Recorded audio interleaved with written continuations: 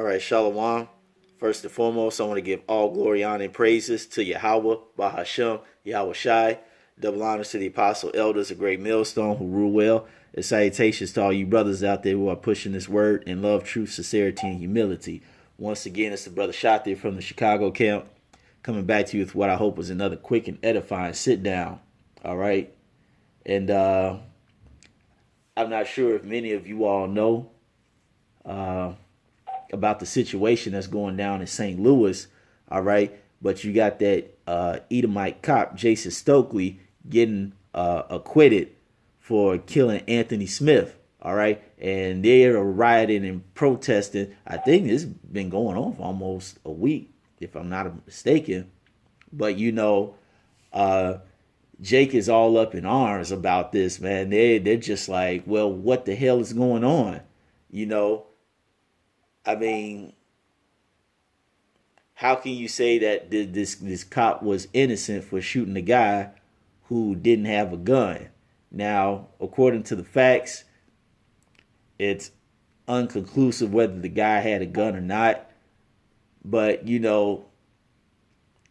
looking at it objectively, it wasn't like Lamar Smith was, being an upstanding, so-called upstanding citizen when he met this Edomite cop. But nonetheless, all right, his actions that day, armed or unarmed, led to him getting shot by this Edomite cop. All right. And this happened a few years ago. And the verdict came in not a week ago that this guy is going to be acquitted of all charges. And, you got Jake, all frustrated and mad because there's going to be no repercussions for this guy's actions.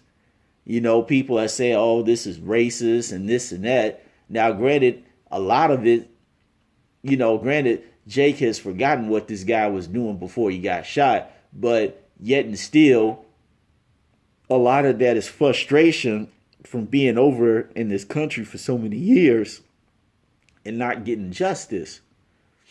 But they don't realize that that's scriptural. All right. And to prove that, we're going to Psalm. And this is the scripture that inspired me to do this sit down.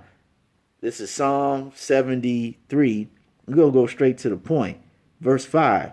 They are not in trouble as other men, neither are they plagued like other men. Right.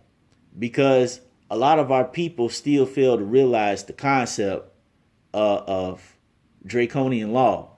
See, if you're a Edomite, the so-called white man, all right, there's nothing for you to worry about in this world because you're the ruling nation of people. And draconian law, which we keep telling our people to look up, all it is legalized favoritism for the ruling nation of people at that time. So any crime that bad Uncle Esau does, all right, he is either going to receive no repercussions or very, very the bare minimum. He's going to receive the bare minimum that you can give him. Doesn't matter how egregious the crime is. Look that word up, okay? It doesn't matter. All right? That cop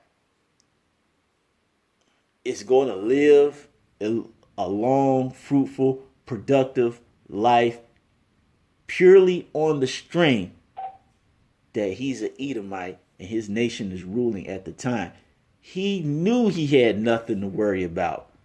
And history, the past 10 years of history has shown that if you are in this, we'll stick to this situation. If you are a cop, so-called police officer, who just so happens to be an Edomite, if you shoot a nigga down in the street, you will not be held accountable for your actions. It does not matter how much proof the court of law claims to have against you, you will still get off. And this is what our people keep failing to realize. Because when you read up, it says in the third verse, it says, "For I was envious at the foolish when I saw the prosperity of the wicked." All right. And our people still don't realize, as it says in Job 9:24, the earth is given into the hands of the wicked. All right. You got another one. I forgot what book it was in. I believe it's in the Apocrypha. It's because of unrighteous dealings and gains got by ill-gotten deceit. The kingdom was translated from one people to another. Is roughly paraphrasing. All right.